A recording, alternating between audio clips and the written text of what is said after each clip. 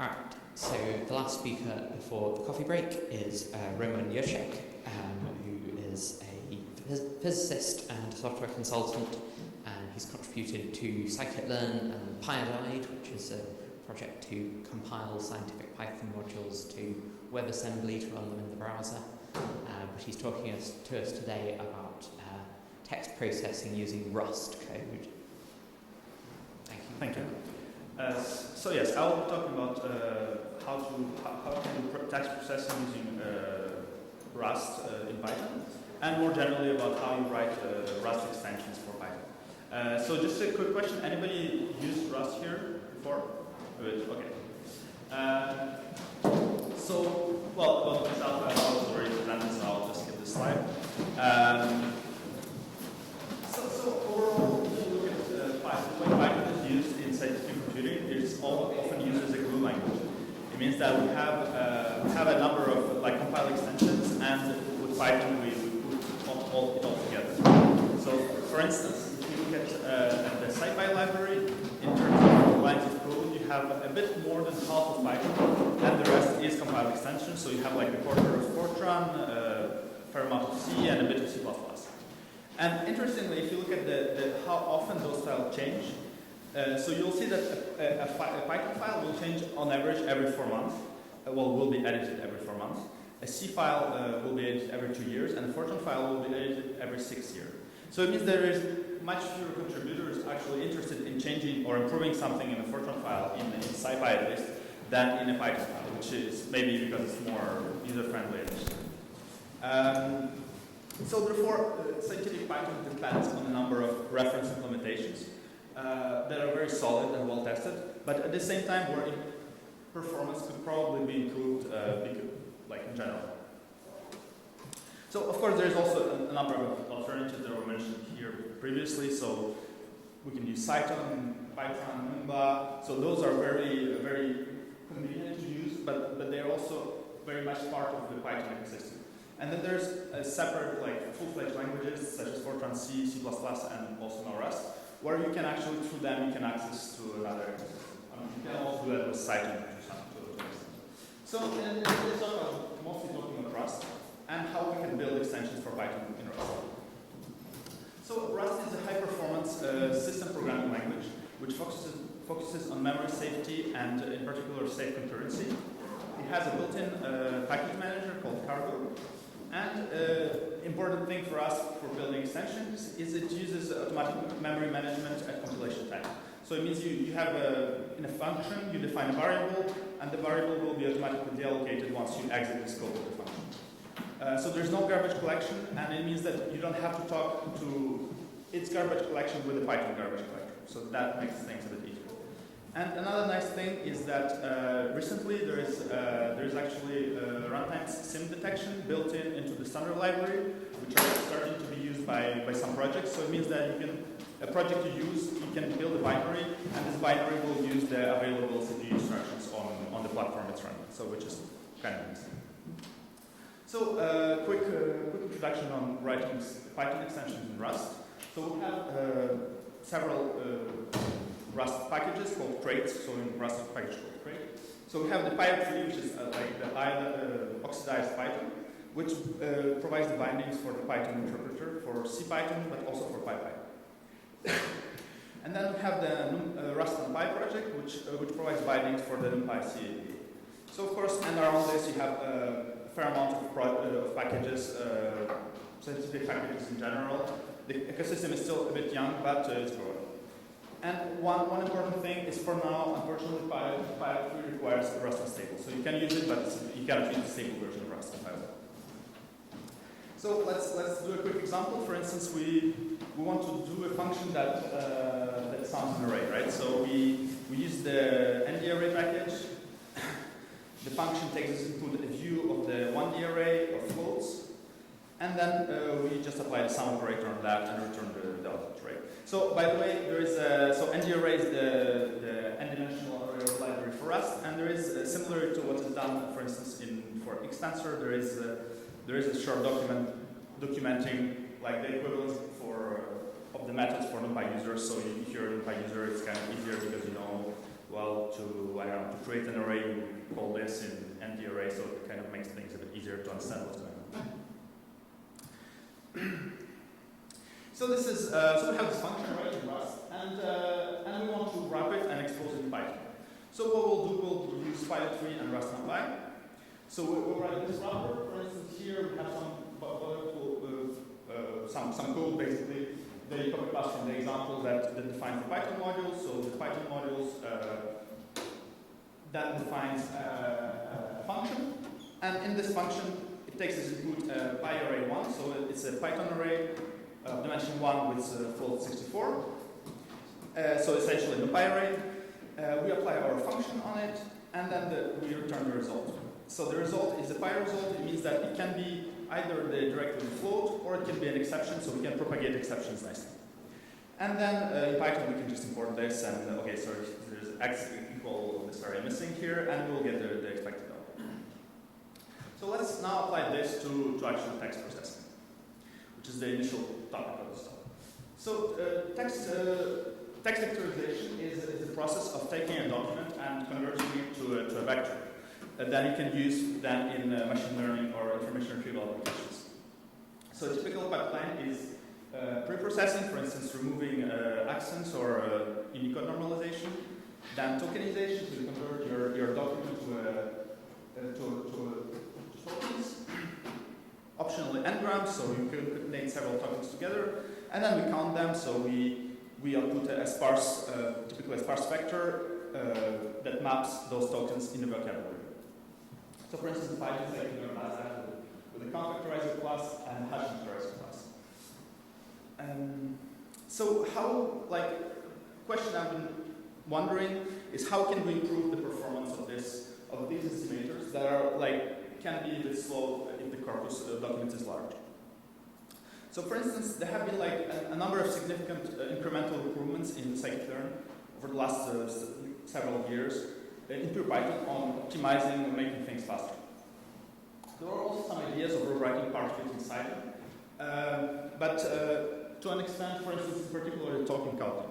But for instance, hash vectorizer is already in Cython, and it's actually not much faster than count vectorizer.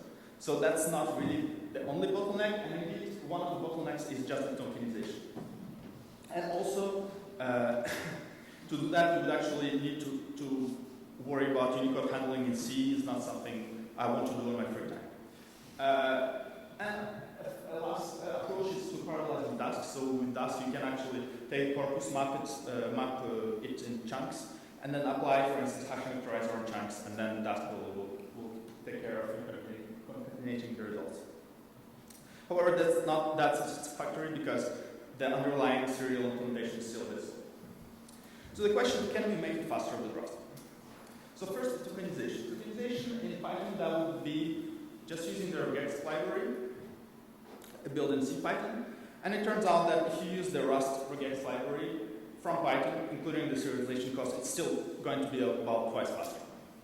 Then we can do a bit more complicated things, like we can do Unicode segmentation. So Unicode segmentation is a specification of Unicode that says how you should split words, for instance, in a text document. And then we can apply a few language-dependent rules. So for instance, in this example, the cant would be tokenized as a single token by Unicode segmentation, but then for an LP application, we know that the M'(T) is a separate token, so we will put it separately. Now let's look at the performance. So we see that the Python implementation and the Rust implementation, so all of these benchmarks is used from Python, right? The question is just what's underneath. Do we use a Rust extension or like CPython? So for instance, the Rust extension is going to be quite faster for optimization. And then this more complicated approach will be comparable to actual single regex in Python.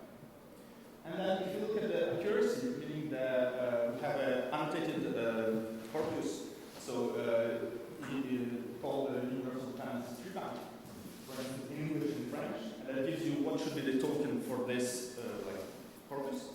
We see that, for instance, regex, we get a F1 score, so it's not accuracy, F1 score of 80%.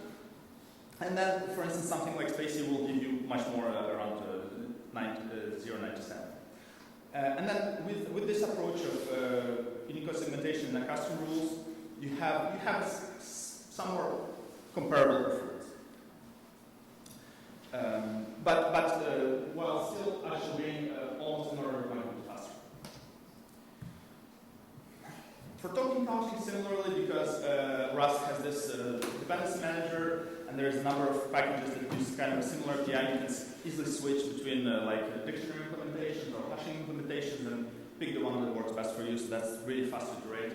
Or to parallelize, for instance, the tokenization you can. So, for instance, without serial implementation, would be just we take this iterable, we apply a map, so we apply this function on each document.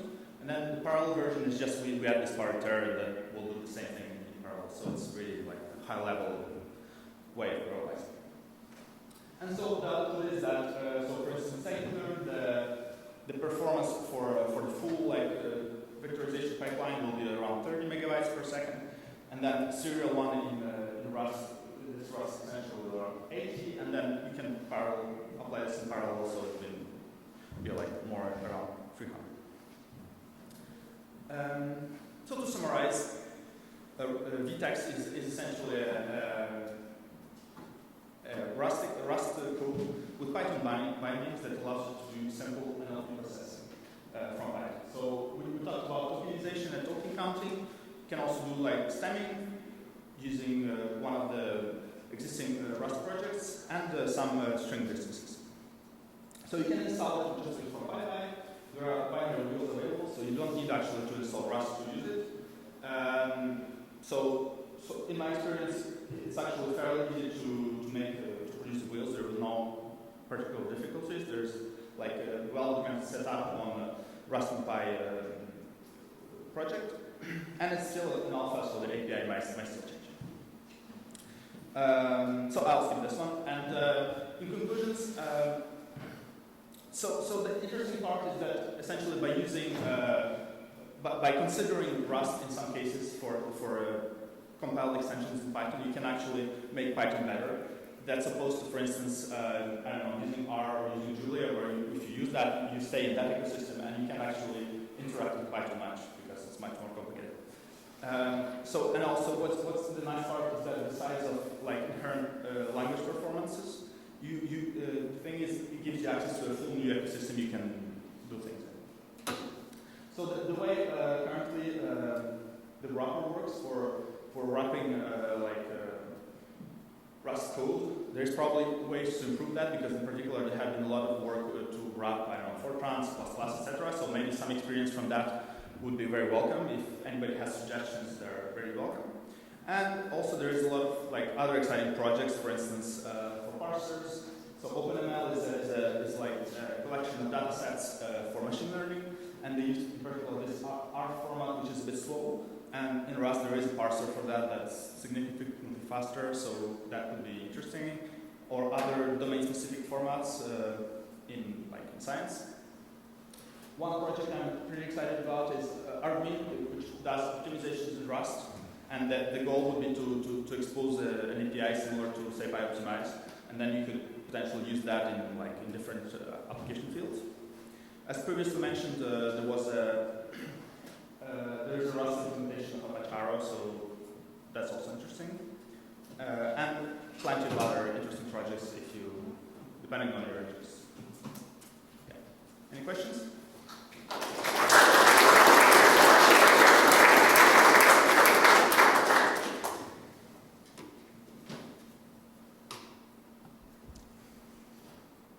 Go on, somebody must have a question. This person was first. Thank you for the talk. Would you say that vtext is ready to be like a drop-in replacement from some of Analytica function about vectorizing and that kind of stuff, or is it still a bit early? So I mean, Analytica is mostly pure Python, right? So it's natural that if you implement like some of the functions in Analytica in the compiled language, it's going to be faster. Of course, so this only covers like a tiny fraction of Analytica. So it's for string distances, yes, you can use it, but there's a lot of functionalities on there. And even the functionality for conf vectorizer and hash vectorizer, it doesn't implement all the functionality there is in scikit-learn. request. And does it cover only English, or is it just for other language? I mean, the tokenization can be language specific, but like the regex expressions are generic for like Latin languages or I think except for South Asian languages, it will mostly work. Thank you. One more question, and we'll let people go to their break. What about the size of this library compared to NLTK, which is huge? What is that? The size of this library. I mean, there is like not that many functions, so it's pretty tiny. It's fairly tiny compared to. I'm not saying it's anything to do with NLTK. It's just like it's an implementation of a few methods I was interested in, so that's it. Okay, and another thing is, can this library can perform sentiment analysis on text? No.